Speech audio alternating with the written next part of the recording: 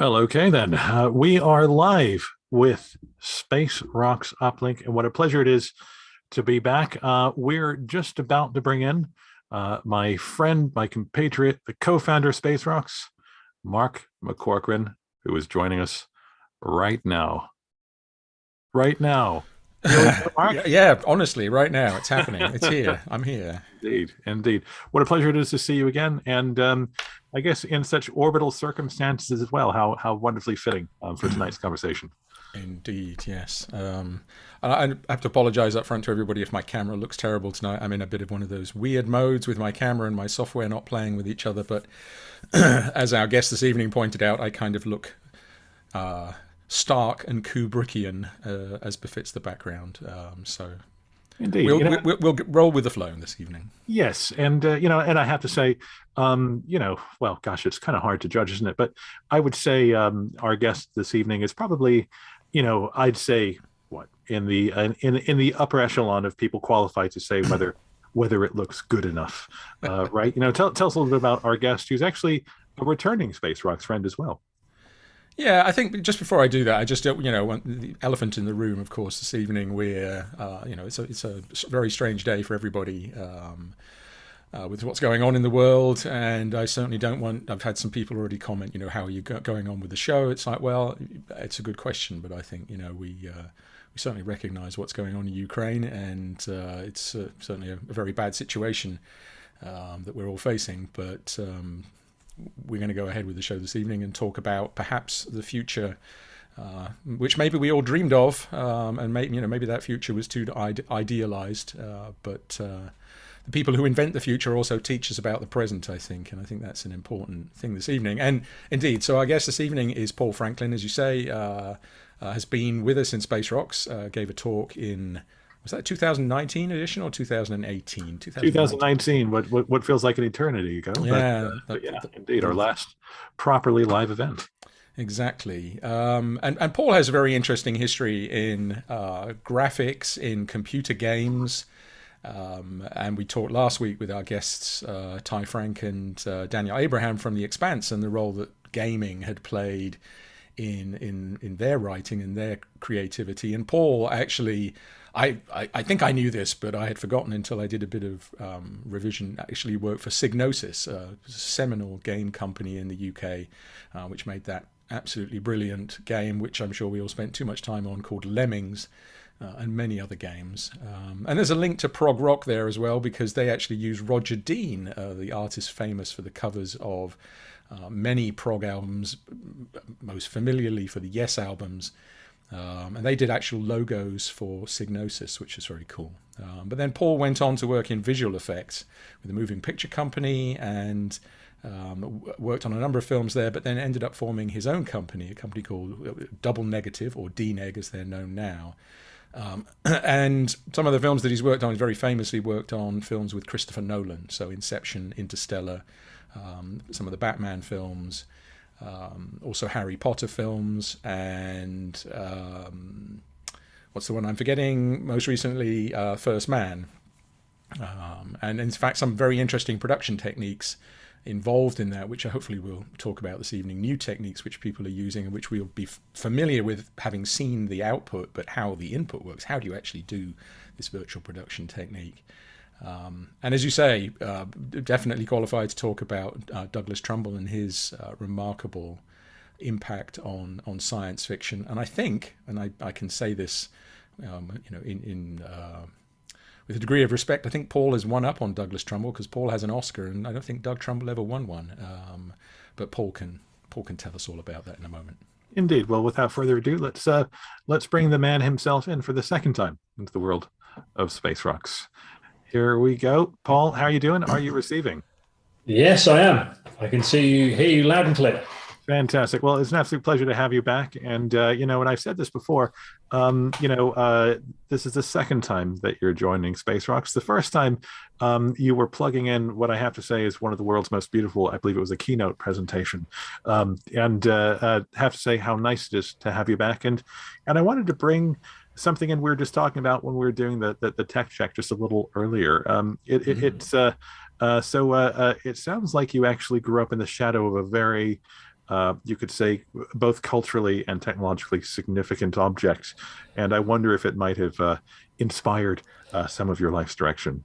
Yes, yes. So I grew up in Cheshire, in the northwest of England, which is where I am right now. I'm in my parents' house, visiting my folks, and just about 4 or 5 miles in that direction is the Jodrell Bank Radio Telescope, which was built in the 1950s and is the colossal landmark around here. Cheshire. Anyone who's been to Cheshire knows that it's very flat and green, and then this most extraordinary giant construction, which basically is like a sort of like the Eiffel Tower sticking up out of the Cheshire Plain.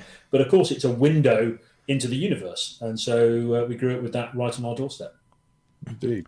So let me follow up with a couple of questions there. I mean, one, I put you on the spot because we're going to be talking about science fiction this evening. Which transition from which Doctor to which Doctor took place underneath the Jodrell Bank, the Lovell dish? Do you remember? I can't remember exactly. It's not a rhetorical question. I can't quite remember.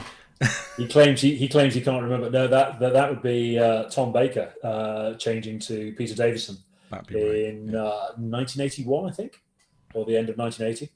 So it's long time ago.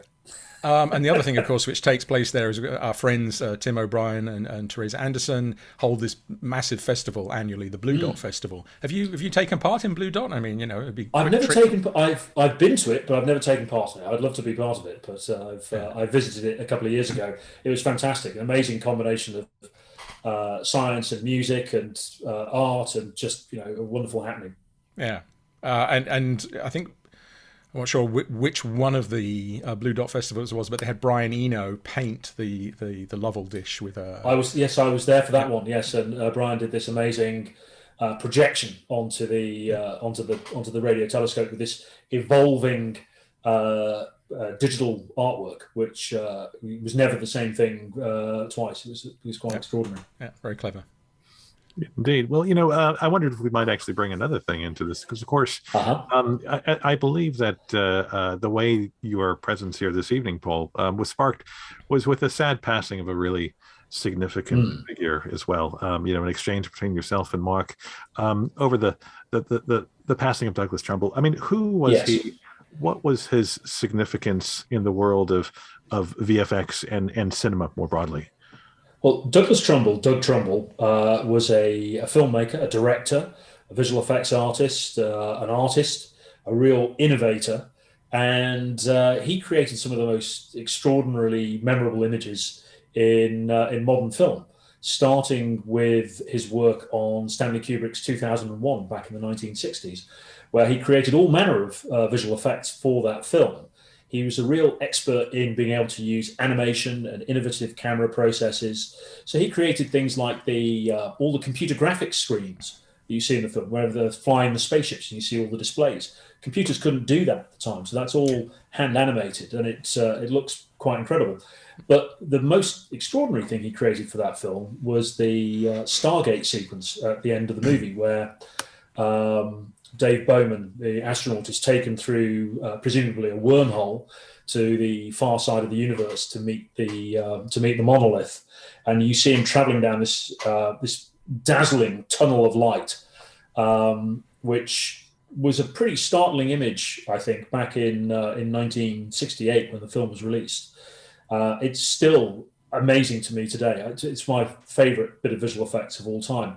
But that was when Doug was a young man. He was only 25 when he made that sequence for the film. He then went on to work on things like a movie called The Andromeda Strain, which is a very early modern science fiction film from 1970, I think, 71. He directed his own film, a film called Silent Running, which is a sort of eco science fiction film in which a lone astronaut is trying to preserve the last forests of Earth in a giant space-going greenhouse played by Bruce Dern, with some very memorable robot companions. And then after that, he went on to do things like Close Encounters of the Third Kind, created all that incredible imagery of the UFOs flying all over the American landscape, and of course the incredible sequence with the mothership at the end of that film. And then later he worked on Blade Runner, creating some pretty astonishing things there. He spent a lot of time working in ride films through the 1980s and 90s. and but he came back to cinema and worked on Terrence Malick's Tree of Life, and was the visual effects designer behind that amazing opening birth of the universe sequence in the film, which if you've ever seen that. So he was a real innovator, but at his heart, Doug Trumbull was a storyteller. He was a writer director who used visual effects very much as his medium. So we go back to that Stargate sequence. Of course, there's multiple parts to it. There's the thing I'd like you to talk us through is there's this very innovative scan technique where effectively you're moving a camera through, or a structure through a camera, or a camera through the structure. But then there's also all the oil drop kind of stuff, water kind of, rather than very linear features. And then it ends up with all the solarized sequence flying over the landscape. So was he responsible for the entire thing? Was it all planned out? Or did he just, I don't say just, but did he do the first sequence and then others do the other part? Well, he worked, there were a lot of visual effects artists worked on that film, and there are 4 people credited as special photographics effects designers, I think was the term they used at the time. And Stanley Kubrick himself was also very much involved in it too. So the other guys, Con Peterson, Wally Vivers, they'd been working in creating visual effects since almost the dawn of cinema. Wally Vivers worked on one of my favourite films, The Thief of Baghdad, back in 1940. These people have been around for a long time. But Doug's primary contribution was developing the technique that created the Stargate, because the Stargate is one of those things that is, it's a very abstract concept. This idea of traveling through higher dimensional space, reaching some selling the idea of incredible speed and distance that you're traveling over, but also the idea that it's almost like an out-of-body type of experience. And Doug was a very enthusiastic photographer, and experimenting with different photographic processes. And he came across this process called Slit Scan. And Slit Scan is something that's been around in photography for quite a long time. It goes back a long, long time before 2001. And people will be most familiar with it from the way that they take those photo finish pictures in race courses, where you see the horses crossing the line, and you'll always notice that the background is sort of streaked out, but the horses look more or less normal, maybe a little bit distorted. And the way it works is that instead of having a single pinhole aperture for the camera, you have a slit. And what happens is, as you're exposing the negative, you actually move the negative past the slit, so that anything that crosses that slit during the time the negative is moving will be recorded onto the negative and moved over to the right. And so it means anything that's moving ends up looking pretty much normal, because only a little bit of it is exposed at each point as the negative is moving past the slit. Anything which is static in the slit gets stretched out into this amazing streak. And I think Doug was very interested in the effects that this created, the way that it captures the passing of time, because effectively the horizontal axis of the picture is a recording of the duration of the exposure. So it's one set of points in space across a duration in time, whereas a normal photograph is a single, it's a large number of points, but a single moment in time. So it's sort of the opposite kind of idea. But he figured out that if you move the camera towards the slit, you got this perspective shift in the slit. The slit sort of moves past the camera. And if you're displaying illuminated artwork through that slit and then moving the artwork past behind the slit as the camera's dollying towards it, it produces this amazing streak of light. Then what you do is you wind the camera back to the start position, you wind the artwork back, but then advance it ever so slightly and repeat the process. And if you do that painstakingly for 6 months, you get the Stargate. Now, the key thing about the Stargate is that it's not a digital effect. It's created photochemically with optics. It was shot on 70mm film. It's very, very high resolution. The artwork is dazzlingly brilliant. And if you see that projected on film, not digitally, and especially if you can see it in a large format like 70mm or even IMAX, there is an IMAX print of 2001 out there. It looks incredible because the color depth that's captured by the film is far greater than a digital camera can do. And it's, I just think it's the most brilliant visual effect ever created in the history of filmmaking. So it's pretty cool. So is this original artwork, which is seen through that slit, if I was to look at that piece of artwork, would I see the pictures but at a perspective angle differently to the way it goes through the Stargate, or is it in fact a kind of... You would see it's flat. The artwork is flat. It's Right. basically a flat strip of imagery, but because you're shifting towards it and it's basically slowly moving past the slit as the camera's dollying towards it, the wall, the kind of the light wall that gets drawn out is a record of part of that strip of imagery. If you go online, you'll find people who have reverse engineered the images in 2001 Right. and flattened the artwork back out, and you can look at the patterns, and it's Okay. quite amazing. But you So know what? it would be recognizable in that sense. It would look like a flat 2D version of what you see rushing towards you on those two pretty axes. much. But I mean, the process I described to you, it took me about a year and a half to figure that out in my head. A long time ago, I worked with a guy called Bernard Lodge, and Bernard did all the title sequences for Doctor Who, which we were talking about earlier on. And he did the famous Tom Baker Tunnel of Light, which was created with a slit scan process. Bernard told me he'd reverse engineered the Stargate from 2001 to create that sequence. And it cost so much money. That's why they didn't change it for 7 years. So where did Trumbull come from, though? I mean, he said he was very young when he was doing 2001. Had he worked on other films, or did he come to the attention of Kubrick or maybe Vivas and other people through a different avenue? Well, Doug Trumbull was, his mother was an artist and his father was an engineer. His father had actually also been in the movies before. He worked on The Wizard of Oz. Don Trumbull he puppeteered the Cowardly Lion's tail on a fishing line, and created the apple throwing trees and things like that. So he was part of the movies. But Doug was, I think, a very talented artist, an illustrator, and he was hired by a company, I think it was called Scientific Films, in America in the early 1960s, and they worked on a film about exploring the universe for the 1964 World's Fair in New York City, and they created this very high resolution film with lots of animated sequences and early versions of the kind of work that went later into 2001, and it was projected on a huge dome-shaped screen at the World's Fair. And two of the visitors to the World's Fair were Stanley Kubrick and Arthur C. Clarke. And they saw this work and they liked it a lot. And so, to cut a long story short, they hired, I think, Con Peterson, who was one of the photographic supervisors at this company, and Doug Trumbull to come over to England and work on 2001. And so employing all those brilliant kind of technical photographic processes, but combined with a real creative vision, to create the work for 2001.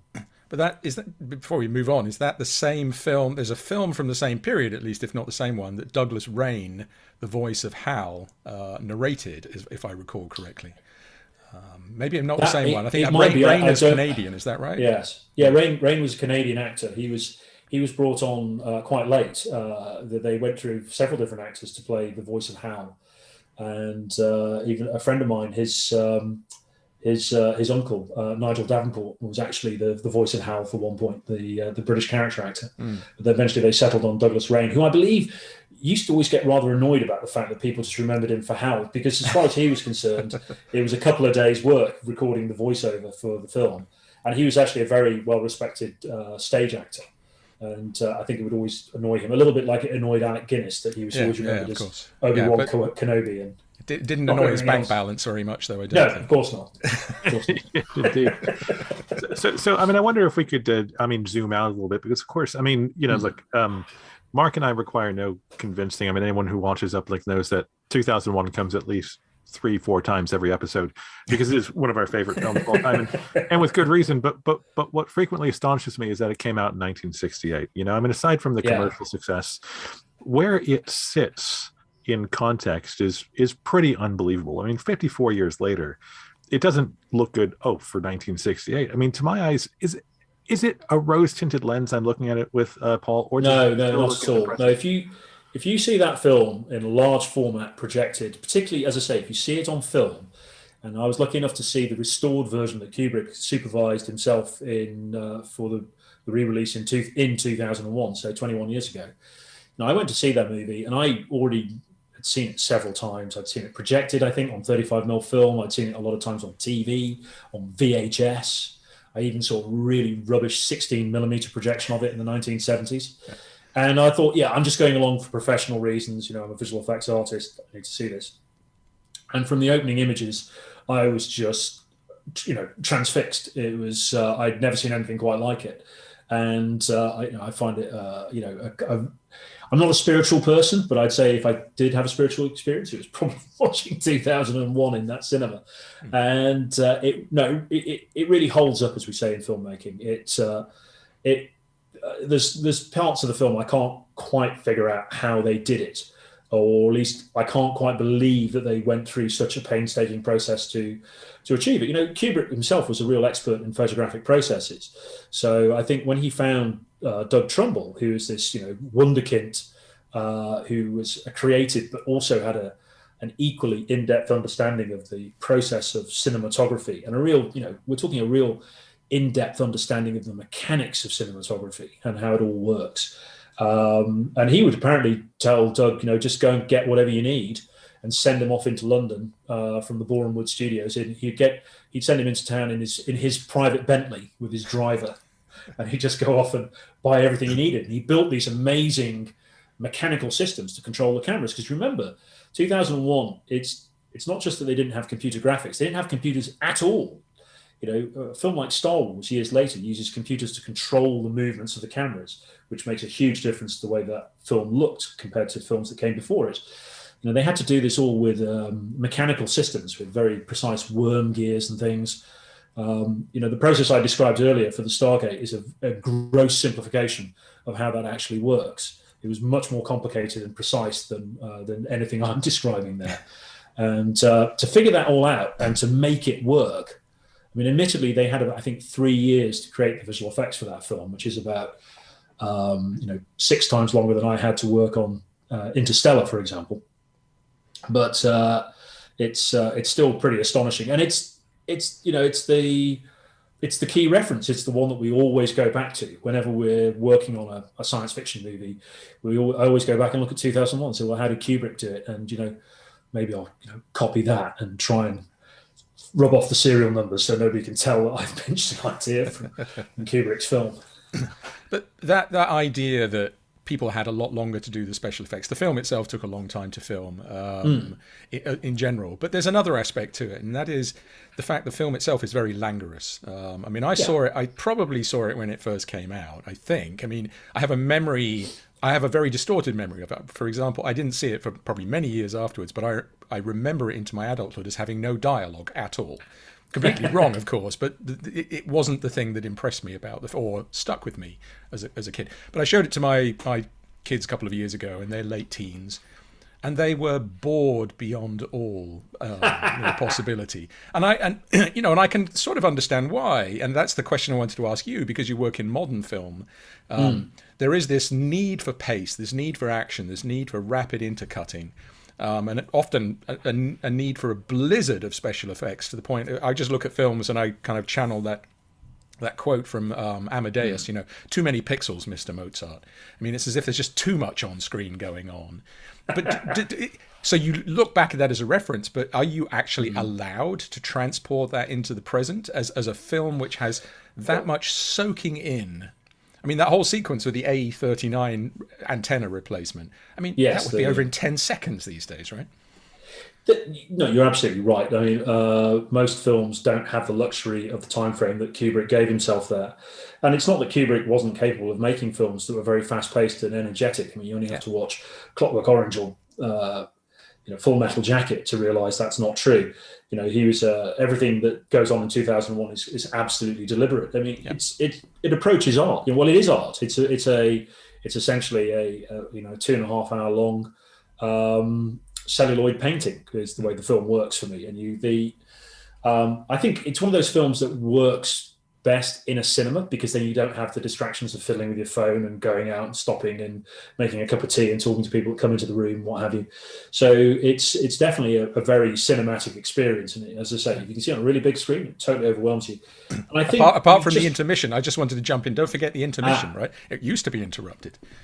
Yes, that's true. Though the intermission, I think in its original form, the intermission was only 100 seconds long, because it's not actually a true intermission. Okay. It's the 70mm rewind period. You have to rewind the reels to be able to change over to the next reel.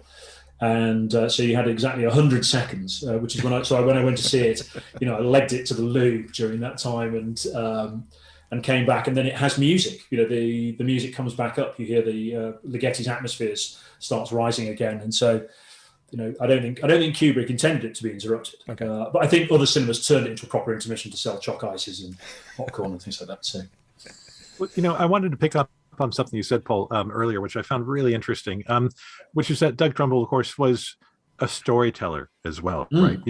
And how much of 2001's, I wondered how much of 2001's longevity do you think is down not just because it's obviously spectacular, but also because it had something powerful to say. It was not just this visual extravaganza, but also just like it seemed to carry just like this really profound message. I'll be honest, the first time I watched it, I had no idea what I had just seen, and of course it culminates in Stargate, and you really don't. But I wondered, just like if that's something that's translated in the same way into your own work, that it's not just enough to convey those visuals, to put people in those environments, but to make sure that they fit a story, and that the story itself is also important and maybe has a narrative. Look, you're always looking for opportunities to do that sort of thing, and I've been really lucky to work on some films where the director, and I'm talking in particular about Christopher Nolan, obviously, who let me go off and figure out how to tell the story. So just in the same way that Doug Trumbull was afforded the opportunity to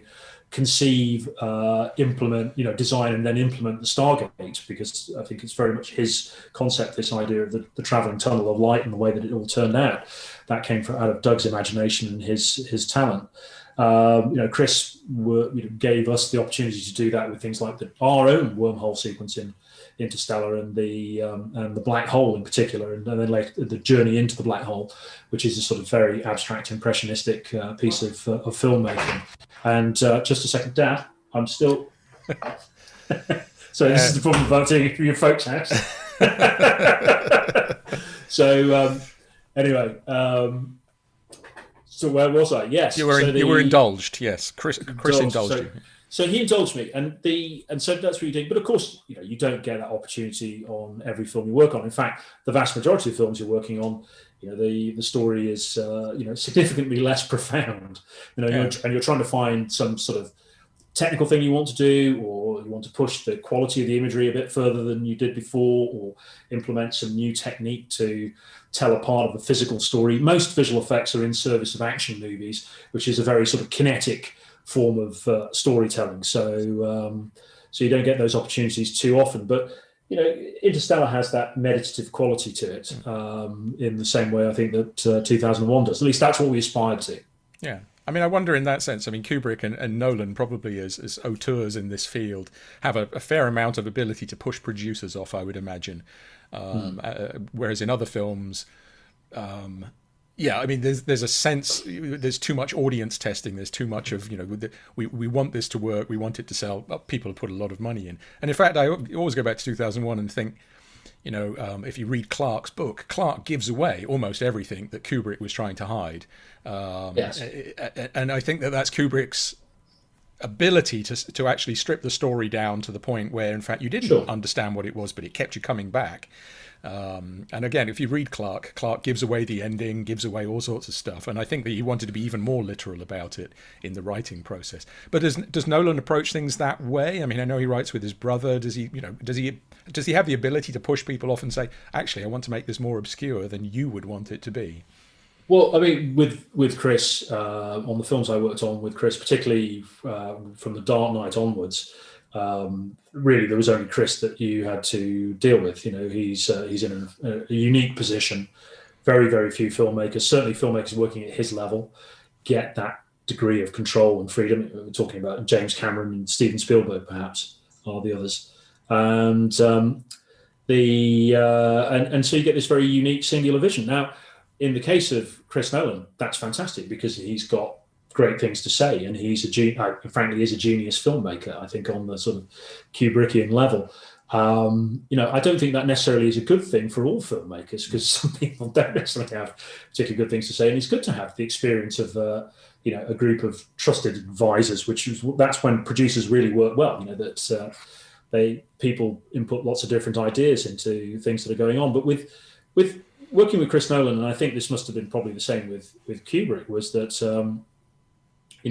Chris is the auteur of his film. He writes the script, he produces it, he directs it. He is interested and involved in every aspect of the technical process and creation of his film. And I think Kubrick was the same. But also he knows when to draw on the skills and the abilities of his collaborators, and also how to give them the freedom that will allow them to do their best work and enhance everything. So, for instance, on 2001, I was reading up on Doug Trumbull in advance of this, and something I discovered, which I'd never known, was that the scene in 2001 where Hal murders the hibernating astronauts on board the spacecraft, and you see them in their little hibernation chambers, and then they flatline and they get killed by Hal. Well, that wasn't in the original script, apparently. It was Doug apparently went to Kubrick's office one day and said, "Don't you think it's just a bit awkward? We don't deal with these guys. We just leave them on the spaceship. They're still there. We should do something with them. Maybe Hal should kill them." And apparently Kubrick got very annoyed and threw him out of the office and told him to clear off and take care of his own business and focus on his own job. But then a few days later, new script pages were issued with this scene in it. And to me, that's a really interesting scene. It's a very small little scene in the film, but that business of where you see all the life monitors, like the heart monitor and the brain activity traces and the little lights going past. And we don't think too much of it today because we've seen that imagery so many times in medical dramas. But just think, back in 1968, a computer monitor that showed all the heart traces and brain activity didn't exist. So it had to be imagined and created for that film as hand animated artwork. And now today we've seen that idea so many times in medical dramas. Look, he's flatlining, doctor. And you see all the traces go, or somebody yanks the life support out of somebody and they die. And but it all comes from that movie, from that one moment. And so that's a great example of the genius of somebody like Kubrick to not be so egotistical that he will just reject everybody's ideas because it wasn't his idea. But whether ever he acknowledged Doug Trumbull coming up with that idea, I don't know. But he was smart enough to say, that's a good idea, it's going in my movie. So here's a controversial question then. So we've clearly seen 2001 a few times collectively. So yes. 54 years later still matters in a huge way. What would you change about it, if anything? What would you do differently? I'd put some women in the film and give them something important to do. Basically that's the key thing that dates 2001. Is it's very much a male 1960s vision of what the future is going to be, which is I think there's one female scientist and there's a couple of women appear in the conference scene, but I don't believe there's any women on the lunar bus that go to find the monolith, and there certainly aren't any on board the spacecraft. So that to me is a mistake. Obviously with the sequel that was made years later in the 1980s, 2010, the year we make contact, which is still, it's a great, science fiction space romp. It's not a great film like 2001. They made some efforts to address that and make it a bit more diverse and a bit more multinational. But I think that's really the only criticism I have of the film, to be honest. Yeah, I mean the thing which is famous about the film, of course, is the way that it played with music, and the fact that the music that ended up in the film was really only tracking music. It wasn't supposed to end up, but and I wanted to pick up on that because if I think forward to Blade Runner in particular that Trumbull worked on, I mean there the music is utterly central to the film as well. I think you made a comment online today. Somebody had asked, I can't remember what the combination was. Was it name me a film in which the visuals and the music played a key role? And your answer was all of them. But that's a thing, right? I mean, yes. Do you think musically in any way, is that part of your way that you approach visuals? Because you're a filmmaker yourself as well, and not just providing visual effects as a service for others. Well, I certainly do as a director in the short films I've directed and the sequences I've designed. I'm thinking in terms of what the music will be, or the soundtrack, the sound design. I think it's Chris described. 50% of the picture is the sound, and that's absolutely true. The funny thing is that when you're working professionally as a visual effects artist, particularly if I'm working on a big Hollywood tentpole movie. They're so secretive because they're so worried about piracy and things getting out. They only give you the absolute minimum of information that you need to go on. So when you get what we call the turnover cut, which is you get the rough cut of the movie with the missing bits in it that you have to then fill in as visual effects, quite often it won't have any audio, especially if you're not dealing with creature and character animation.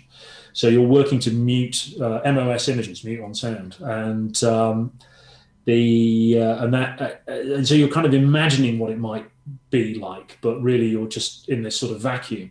And I remember telling Hans Zimmer this. I said, well, the first time I ever get to hear your score is when I go to the director's screening of the film, which is when the director presents the first version of the film to the studio after they've done their 10-week DGA cut.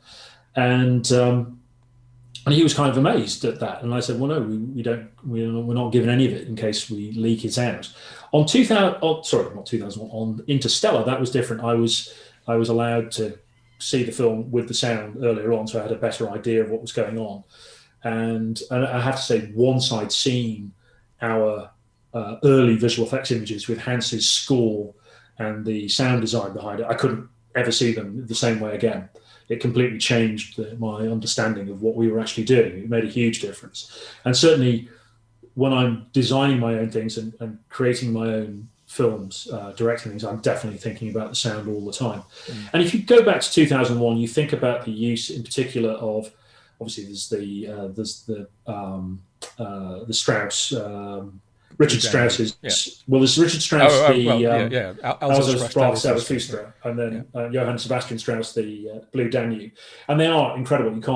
You can't think of another piece of music that would fit so well. But the use of Ligeti's atmospheres, particularly for the Stargate, and it really comes up when they arrive at Jupiter and Beyond the Infinite is the sequence where you see the planets, which is also, to me, that's an astonishing sequence because they managed to imagine what the Jupiter system was going to look like, 15 years before Voyager got there or whatever. So that was kind of amazing. But that you can't imagine that sequence now without that music. And you hear that piece of music used again and again in science fiction films whenever they want to convey the cosmic and the infinite. Ligeti's Atmospheres gets rolled out because Kubrick got there first. Yeah, and hardly easy music in and of itself, right? No, not at all. But if you at some point the music, I wouldn't say it overtakes, as you say, you can't separate the two. But we go back to the discussion, of course, at the time of Blade Runner 2049, and this idea, would Vangelis get asked to do it?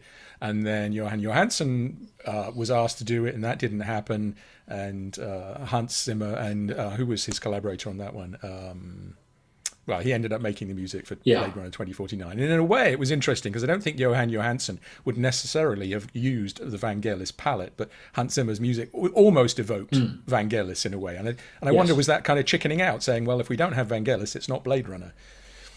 Well, I mean, there's a tonal palette which certainly reminded me of Vangelis, but I think the Blade Runner 2049 music is altogether rather more ominous and menacing than the original Vangelis version, which is quite soft in places, but it has that sense of scale, and it, to me, it speaks of a world in which people have been turned into machines, and that's what I thought was brilliant about it. And it's a world which is even more in collapse than the world that we saw in the Ridley Scott original. I think I'm biased, obviously, because quite a few of the films I've worked on have been scored by Hans, but I think Hans Zimmer is a genius and is one of the great composers of our time. Yeah, I certainly wasn't meaning to undermine at all, but and there's a reason I suspect he's become the go-to composer, because he can pull things together. I mean, think about Dunkirk in particular, right? That shepherd tone, ominous. If you weren't scared just listening to the music, you could open your eyes and watch the visuals as well. But it certainly set the tone. Absolutely. Yeah. but also The Lion King as well. So all it runs the full gamut. And I think he's what I love about Hans's music is the use of modern tonal qualities. He loves synthesizers. He's got a room full of Moogs and things like that, and so it's that combination of both classical instrumentation and modern electronic instrumentation, I think, makes the work quite unique. Indeed. Well, we've mentioned it a couple of times, but I wonder if we could, to move on to Blade Runner, because yet again, something that is just so frequently visually referenced, and it feeds into a question because we do have people watching from all over the world, Sure. and I think it's interesting how we've talked about so many of the practical effects that had to literally be invented. These techniques didn't exist. There's nothing off the shelf, Yes. and so on. But obviously, with the advent of new tools and so on. Jessica Blady has asked, what do you think the future of practical effects actually are, given all of these tools? Is it something where there's still a place for all of that, or is it all gigantic rendering programs and so on? Because of course it seems like the available tools have really changed over the years. Well, I think one of the key reasons why digital is so popular is obviously the price keeps going down for digital effects, or rather, you can do more and more for the same money. So it's pretty much any film these days has some form of digital visual effects in it, and certainly fantasy films, filmmakers who are working with much more reduced budgets than, say, Blade Runner 2049 or Interstellar, can now achieve pretty extraordinary things. You think about a film like District 9 from a few years ago. But the other reason why digital visual effects are really favoured increasingly by Hollywood is that it allows continual flexibility right until the last minute. You can keep working on stuff, you can change stuff. It's all digital, therefore, in theory, it's all editable. People who actually work making visual effects would say, no, please don't start changing things. That's this close to the deadline. This is like turning a super tanker around. But increasingly our protestations fall on deaf ears. With practical effects, you're locked into what you've actually got in the can much more. It's much more like your principal photography. And what I do like about practical effects is that if the filmmaker is really invested in it, then they will treat it with the same level of respect they give to the principal photography. They're not going to start editing the costumes in the cutting rooms. You can't do that. That was shot. Your time to make that decision has long passed. And that's what happens if you're shooting miniature elements. Of course, now what we can do is we can combine digital and miniature, so it still gives people the flexibility to mess around with the practical elements later on. One of the problems with practical effects is that the skill set is kind of vanishing. There are fewer and fewer people that know how to do really, really great work. I've been lucky to work with, in my mind, the best miniatures and physical effects people in the world. And special effects, which is the practical physical effects that happen in front of the camera, is still very much a part of filmmaking. If you watch the recent James Bond movie, there's lots of extraordinary stuff going on, where the building in Cuba collapses, or that amazing motorcycle stunt where he rides up and over the wall, which is a heck of a piece of stunt work there. These are things that are actually happening in front of the camera, and they're still super important. And again, I was very lucky on Nolan's films to work with Chris Corbould, who does all the James Bond stuff. And Chris Corbould is a genius here with that sort of thing.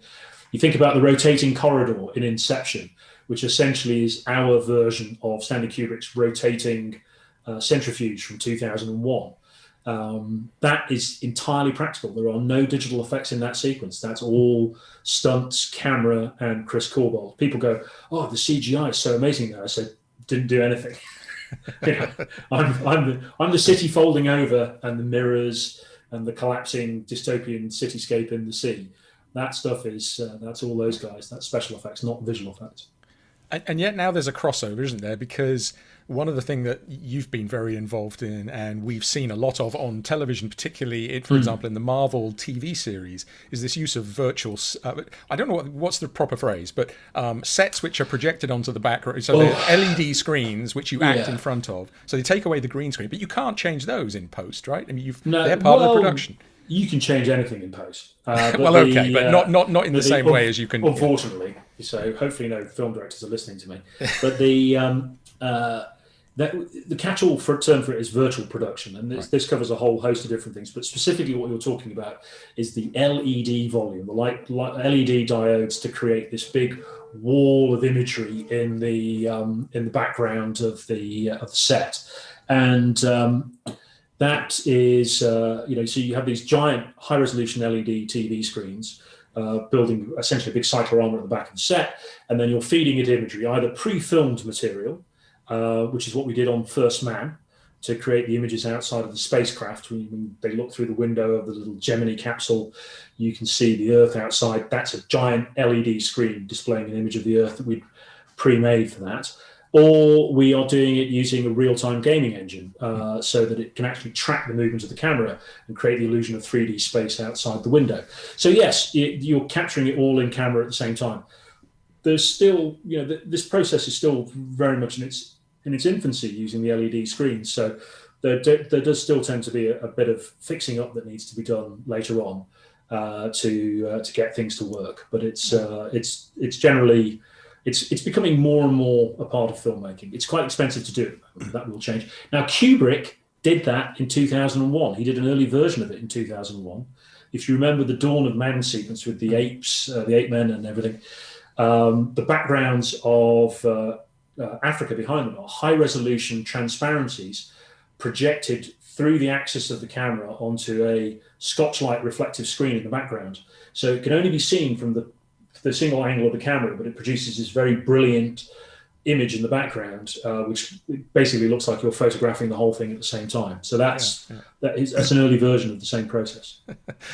Just as purely as an anecdote, I was at work today for one of the first times in a long time physically, and as I went out, I went to the loo, and I had my rucksack, and it's one of those rucksacks that's exactly that kind of Scotch light. You point at it, and if you're in the beam, it acts as a retroreflector. So it's kind of a grey, unless you're right in the light, and it just. Yeah, and I realized as I was standing in the loo and I turned around, the water, the automatic water thing kept going off because the infrared kept hitting my rucksack and going straight back to the infrared, even though I was 3 meters away. Normally it's a proximity effect. And I thought, what's going on? Why does the water keep going on? Every time I turned my bag, the water went on, and I moved it out of the way. So, but I wanted to, pick back up on, because one technical thing which I think I'm aware of in this volumetric filming is that obviously it's limited by the fact that it tends to be wide, so you rarely can tip up in the shot, for example, right? You can't, because it's limited in height at some level. If you tilt off the top of the set, then you would probably, you'd have to do a digital extension later on, and so you're basically tilting off the back of the backing there. But people are building taller and taller screens, so it's not uncommon now to find these LED stages that are 8-9 meters tall. I think the one for First Man was like 10 meters tall, something like that. So and have you seen that that's actually improved the acting, not necessarily the performance, but the comfort with which people act? If you go back to the sequels, or I guess the prequels, the Star Wars prequels, there was this endless complaining that there's people standing in a room full of green stuff for months at a time. I think that's a bit of a red herring. That I think some actors might not feel very comfortable in front of a green screen, having to imagine something that's there. But I think most actors that work in films of this type these days are very used to working in front of green screens. I remember seeing Daniel Radcliffe on stage talking about the legacy of the Harry Potter films, and that exact question was asked to him by the interviewer. He said, how do you deal with this, dealing with this green screen? He said, well, my first day on set, I was standing in front of a green screen. That was my first day acting in a film. This has always been part of the process, so it's just second nature to him to think about it, and I think most modern actors do that. That being said, I think if you can put reality there on the set with the cast, you're always going to get a different kind of response because they can see it actually happening. And certainly that happened to us on Interstellar. All the cast thanked us for putting the images of the wormhole and the black hole on the set. We were using front projection in a similar way to Kubrick's approach, and we were projecting our images of the black hole and the wormhole outside the windows of the spacecraft. And so Anne Hathaway, Matthew McConaughey, they were sitting in the spacecraft and they were seeing this thing in front of them, and they loved the fact that we'd turned the set into a simulator, because the whole set was gimbaled and would move around, and they said it just helped them put themselves in this extraordinary place traveling across the universe. Yeah, and I wondered if I could just jump in there because, of course, at the very start of the chat, you were talking a little bit about Doug Trumbull, who, with this incredible Stargate sequence, Mm, I kind of had to almost invent what traveling through a wormhole would be because, like, of course, yes. I think so. I like to imagine maybe he just decided we just need to come up with the most startling sequence we could possibly imagine. Just like this idea of traveling. Just everything else. I mean, I never knew what to make of it all. And I'm always looking for new details because I always kind of think Mm, that, gosh, is that landscape that's going by? But I suppose in the making of Interstellar and depicting the black hole Gargantua, right? mhm. I wonder how informed it was by what we know about black holes, what the consultation process was like, of course, because I don't know what a black hole looks like, but if I close my eyes, the after image is almost always what I saw in Interstellar, because to my mind, that's just what it's going to look like. And so I Well, wanted, that's great to hear. That was our goal. Interstellar, we were incredibly lucky on that movie to have the most amazing science advisor on the film in Professor Kip Thorne of Caltech in Pasadena. And Kip is one of the all-time leading authorities on relativity, black holes, wormholes. And he actually was the guy who came up with the original idea behind Interstellar. He'd been on the film longer than any of us, before Chris even got involved, when it was still a Steven Spielberg project. But Jonathan Nolan, Chris's younger brother, had been writing the script. And Chris kept Kip on board as an executive producer. So he was there through the whole film. Normally, the science advisor just turns up during pre-production, gives us a bunch of notes, we have some discussions, and then they're gone. And, the necessity of getting a film out that will, satisfy certain requirements for the box office take over, and perhaps the science advisor's notes get lost. Or thrown in the bin, I think, or in just some cases. completely ignored in the beginning, in my experience, at some Yeah, cases. exactly. There you go. But with this, there was two brilliant things. First off, Chris had kept Kip on board through the whole show. He made him into an executive producer, so he was there all the way through to the very end. And then the second brilliant thing was that he sent the visual effects department off to meet with him. And and I would always explain to Chris, I said, I'm not a scientist. I've got I've got a degree in art. I'm a sculptor. That was my training. But I do have a lot of friends who with me in the visual effects department who are scientists and engineers and physicists with backgrounds in relativistic physics and things. That's one of the things I love about visual effects is this amazing eclectic group of people, artists and scientists and technicians and software developers, all working together side by side. And they spoke Kip's language. And so I was able to discuss with him the story points of what we wanted to do. He took me through the more kind of abstract scientific concepts, in particular the way that he wanted us to represent the black hole, showing that it's a three-dimensional hole in our universe, that it's not just a sort of plug hole in space, which is the old Disney concept of the black hole. And he wanted us to show the gravitational lensing, the way that the singularity warps the space-time around it, and light that travels through it bends and deviates. And we realized we had this incredible opportunity to collaborate with Kip, that he could give us the physics behind that and mathematics behind it and turn it into something that would actually work for our process.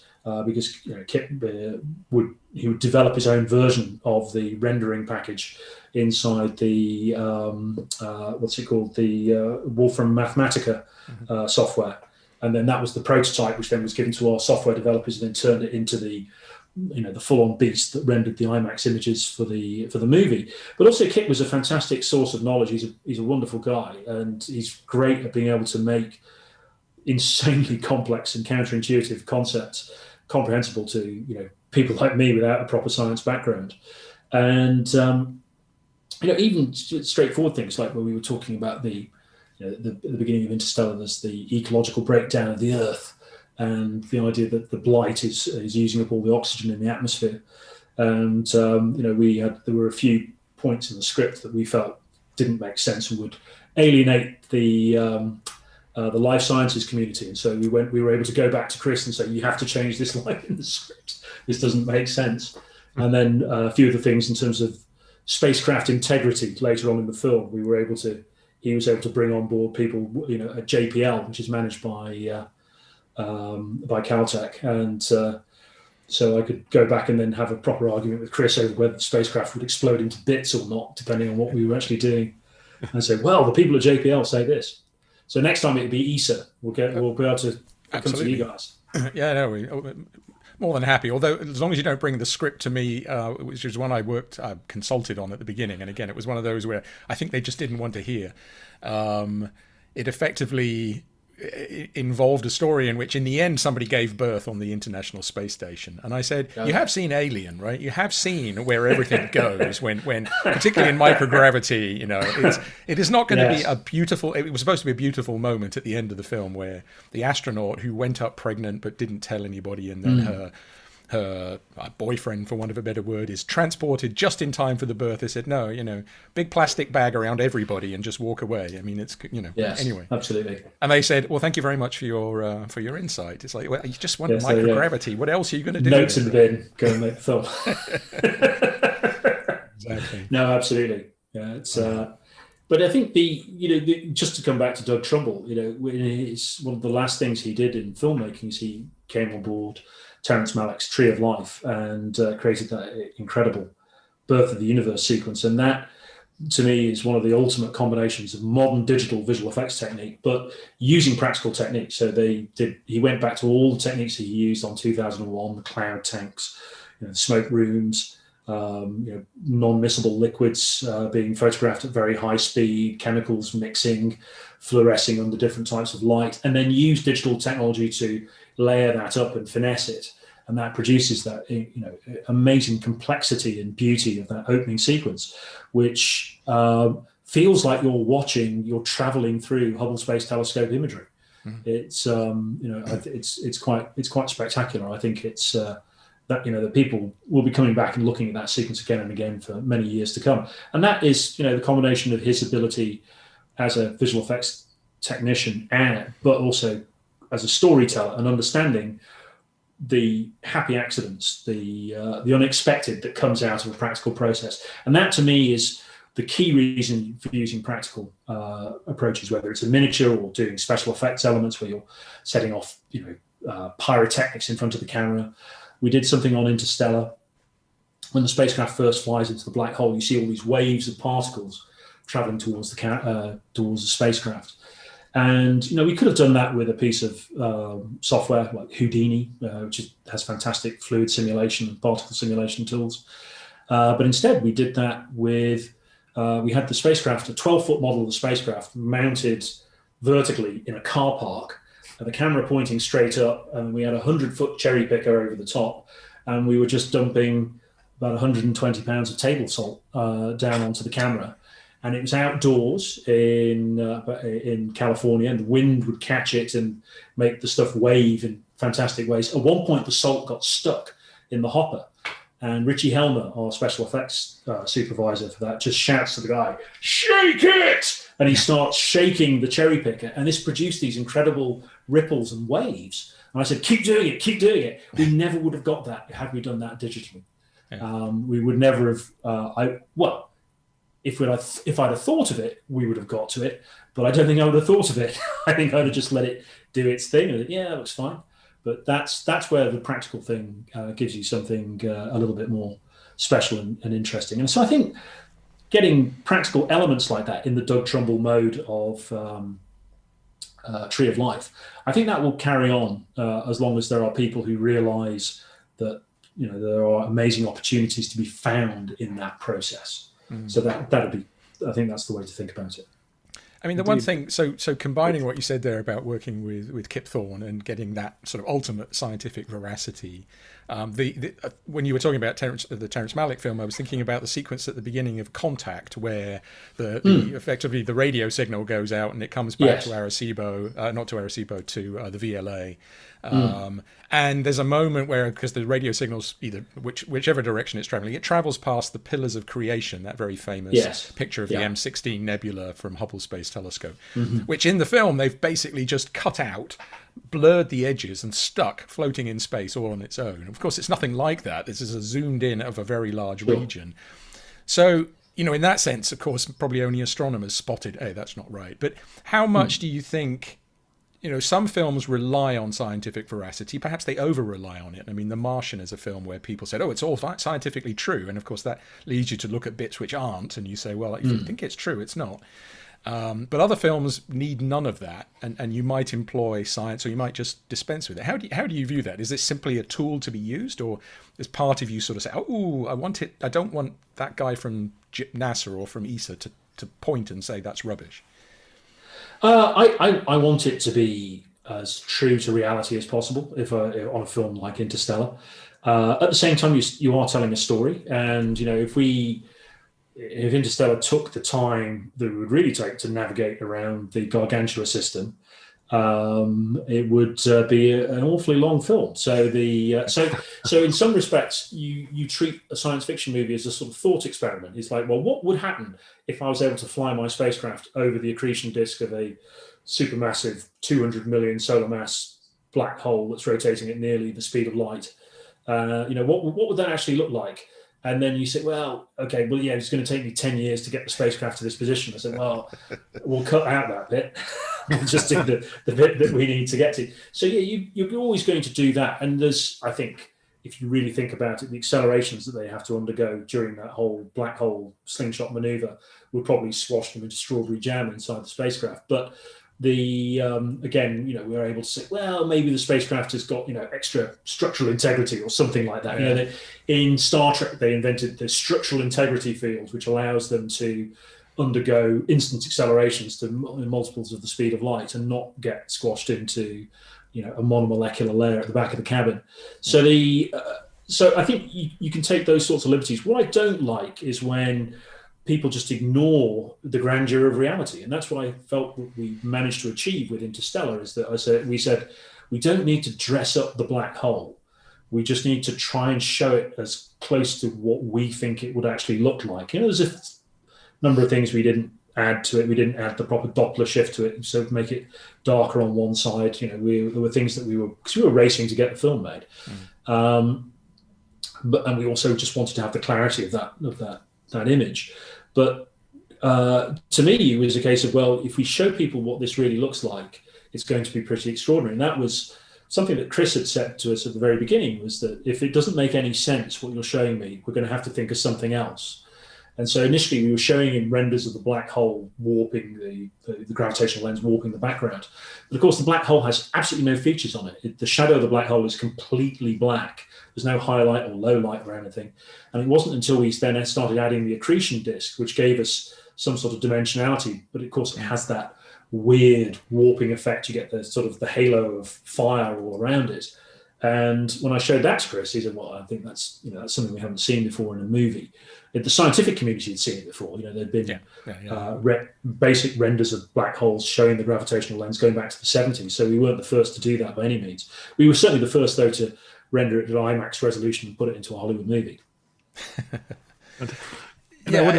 Please go ahead, Mark. Yeah, I just wanted to go. I mean, that business about the slingshot effect and the gravity. I have to say, the thing that none of that particularly fazed me. The one thing that did faze me at that moment was Matthew McConaughey just pulling out a napkin and basically saying, "Let me recalculate the time delay, on the back of an envelope, and we'll figure out how to fly through this black." And I thought, come on. Well, that's earlier on when they go down to the water planet and they're talking about how to. That's right. They flip over, and then also earlier on, David Jassi's character Romilly is explaining what the wormhole is and how it warps space, and he's essentially doing a sort of a simplified version of an embedded space diagram. But on the other hand, the scientific community, everybody here understands all that. But that's sort of basic storytelling that you need to try and explain to people how you're going to do things, and the closer you get to Gargantua, the deeper the time dilation becomes, until eventually you end up with this, 1,000 to 1 time dilation factor, which, Kit backed into that. He went away and figured out what were the properties that the black hole had to have to be able to support this idea of time passing at this much slower rate on the planet, which is essentially orbiting on the event horizon in a stable orbit. Where it becomes less realistic, obviously, is that the environment that we present on that planet is basically an augmented version of Iceland, which is where we filmed that sequence. Yeah. And in reality, I think the radiation environment on that planet would be extremely hostile, to say the least.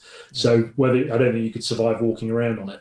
But again, thought experiment time. What would it be like if you fell into this gravitational well, and how would that change your relationship with the rest of the universe?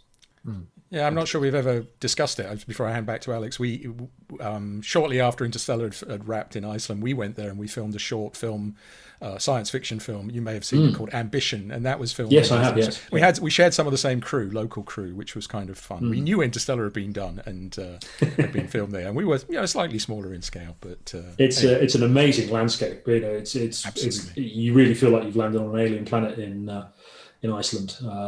Just the gargantuan scale of everything. It was kind of awe-inspiring. Yeah, completely. It sure is. One of my favorite subjects in the world is Iceland. Absolutely. I wanted. We're coming up toward the end of the hour, Sure. and just one more question. And it actually relates to something else, because of course the first things that you think of when you think about films like Interstellar or indeed 2001, it's of course outer space, that depiction. But I wondered, how TARS, the robot in Interstellar, might have in any way related to HAL, because both equally weird in their own ways. I mean, HAL absolutely, literally just HAL effectively like a bulb, right? But utterly fascinating and just full of personality. And it almost felt like there was perhaps a kind of an ancestral link, between what we saw in Interstellar in 2001. I wondered if I'm completely wrong in suggesting that or drawing a linkage, because of course, so interesting to watch. I never discussed that with Chris. We never had that discussion of HAL being the antecedent of TARS in some way. But I'm sure there's an influence there. I mean, he's an intelligent, artificially intelligent computer that's on board the spacecraft. Obviously, the personality of TARS is very different to HAL. TARS is constantly cracking jokes, which is the marvelous Bill Irwin, who actually performs not only the voice of TARS, but actually was puppeteering TARS. And so one of my jobs was digitally, we had to remove Bill from the shot because Bill's standing behind the robot operating it as a big rod puppet. And he was there on the set so the cast could interact with him and talk to him and have somebody there. So I think visually, though, TARS owes an awful lot to the monolith. Basically, he's a walking version of the monolith. And he was very much... his design, which is Nathan Crowley's art department, came up with the design of TARS. That comes very much from looking at things like Kazimir Malevich, his suprematist paintings, which again are an influence on the monolith as well, and the work of the architect Mies van der Rohe. And I think Nathan described TARS to me as, what would a robot look like if Mies van der Rohe had designed it and had just stripped it down to its absolute basics? So that, because Chris wanted a robot that just looked like a piece of equipment. He didn't want a man made out of gaskets like R2-D2 or the robots you see in something like Elysium. He said, well, no, if you look at real industrial robots, they are completely non-anthropomorphic. They're giant robot arms that pick things up or something. And that's what TARS is. But then he has this sort of recursive aspect to him, which the elements can split down into smaller and smaller elements until eventually he's got little tiny tweezers that can pick things up, which is kind of cool. I was sort of thrown back to thinking about Silent Running, and you mentioned them at the beginning, Huey, Dewey, and Louie. Kind of the ultimate anthropomorphic, because they had people inside, right? Yes. And waddling around. Could they speak? I can't remember now. Or was No, they did. Well, they don't speak. They do vocalize. They sort of blow air out of their little vents, so they sort of whistle at each other. And they are, as you say, they're marvelously alive, those robots, because they had there were young men, amputees, who had no legs were inside them, so they're walking around on their arms, and that gives them this incredible personality just in the way that they move, and you feel so sad for the last little robot left in the spacecraft. But that's a spoiler, isn't it? But the film's 50 years old, so I think I'm allowed. But it's a great film. Anybody who's not seen it out there should go. I first saw that movie dubbed into Spanish on television in Puerto Rico, where we were on holiday, and nobody knew what it was called. One of my grandfather was a Spanish speaker, actually said, he told me it was called Mysterious Ships. And I didn't know what the film was for several years, but the image of those little robots walking around and Bruce Dern as the lonely astronaut in the spacecraft stuck with me. Again, to me, it was a film that didn't have any dialogue. I just remember the images. Yeah. But TARS has that same personality because there's a human being inside it. That's why we like R2-D2 and C-3PO from the original movies, because there are people inside them making them move. Is that, because you, if anybody knows this, you will. Is there any truth to the legend that the apes in 2001, the makeup artist didn't win an Oscar for that, rather the Planet of the Apes did, because people actually thought they were real apes in 2001? Is there any element of truth to that? Is that just an urban legend? Well, I've heard stories like that, but I mean, 2001 got nominated for Best Makeup Oscar, I think, for the apes. So I've certainly, by the time it got to the voting, I think it's just, Planet of the Apes was a very, very popular film, and it's a more, certainly for the time, was a much more comprehensible film. There's a very famous film producer told me once that he took all his friends, art, people, really serious people, heavyweight people from the London arts community, to go to the premiere of the movie. And they were all supposed to go back to a restaurant on Old Compton Street in Soho afterwards to discuss the film. And he said when hardly any of them turned up, but most of them had walked out at the interval because they just didn't understand it. Fantastic. Well, we all understand it far better thanks to you, Paul. I've got to say, on behalf of everyone watching, everyone at Space Rocks, thank you so much for joining us tonight. I really feel like we could just go on forever because it's one of our favorite subjects, but to have it... Yeah, we didn't even talk about the Andromeda Strain, That's another Doug Trumbull film. Somewhere, while Alex talks, let's see if I can pull up my Andromeda Strain background. I put that up in one of these at some point. We were talking about biology and nobody recognized it, but yeah, indeed. Yeah. We'll have to have you back, Paul. What an absolute pleasure. Thank you. So great to see you again. You be well. Thanks again. Yeah, and before you do go, we do have a little bit of a tradition. Indeed, you put your hand up. We have our... space? No, I've got it wrong. It's been so long. I haven't done it often. So this is the space. I can do that. And this is the rocks. So, okay. Space, rocks. There we go. Thanks very much, Paul. And hopefully we can, get you along as things are reopening. Come over to ESTEC and see some of the gear we have here and talk to some of the people. Would love to. We'd absolutely love. Kip's too far away. He's in California. Come and talk to us. We're just over the water. Definitely. Yeah, I'll be over there, guys. Don't you worry. Thanks very much. Thanks, Paul. See you later. Again. Take care. Have a great evening. Bye-bye. Well, but I got to say, Mark, isn't it great to see people that absolutely love and relish their work? I mean, what a knowledgeable man, and just what a great presence to have on celebrating the life of Doug Trumbull. Yeah, completely. It's, Paul is somebody, I think he underplays himself by saying, he has an art degree, and he's worked at that forefront of technology and science, and to be able to be in the same room with Kip Thorne and take away an understanding how a black hole works. I mean, Kip's very good at translating that, but in the end it's hard stuff. And so I think Paul slightly underplays his amazing talent in integrating the art and the science. But in ways that take us beyond both. And I think that's something which is very important to us in Space Rocks and many of the collaborators we work with, is what can we learn from each other? So, there are some people who are just jobbing, right? Let's make something pretty and get the money in. But when you meet people like Paul, who are utterly engaged in bringing his technology next to ours and then creating something much more out of that, it's remarkable. And we'd love to work with him more in the future.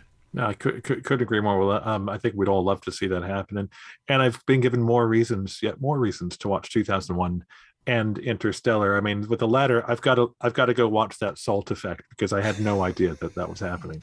Well, one thing I dared not tell Paul in real time is the only time I've seen Interstellar was on an aeroplane, and the screen was about that big in front of me, so I wouldn't have even seen the salt falling because there weren't enough pixels on the screen to do it. So I should actually go and see it properly at some point. Indeed. Well, it's well worth it. Stimulating discussions ever, Mark, and really nice to see you again as well. I can't imagine a better embodiment of what Space Rocks is all about than all the things we talked about tonight. So yeah, let's do it again. Yeah, absolutely. And we don't have anything immediately scheduled, but let's see where we are in a week or two. And there's lots of interesting people we still want to talk to. And again, recognizing today's been a very strange day. Anybody who did follow along this evening, thanks for doing so. And we turn our minds to other things. Indeed. Well, be well, Mark. We'll talk to you soon. Thanks, Alex. Bye, everybody.